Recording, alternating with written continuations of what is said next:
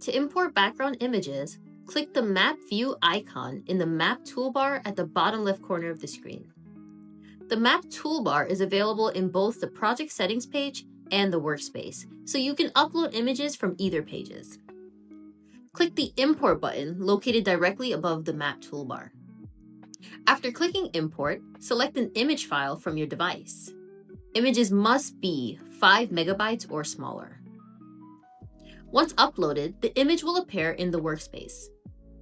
Use the Rotate icon on the image to rotate it. Drag the corner handles to freely resize the image. You can use the right-hand menu to access more options such as toggling the image's visibility in the workspace, locking the image to prevent accidental adjustments, deleting uploaded images, adjusting transparency to view multiple images simultaneously, using scale settings to resize using predefined dimensions,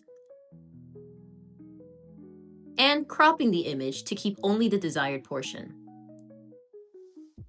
Click Add Image to upload additional images.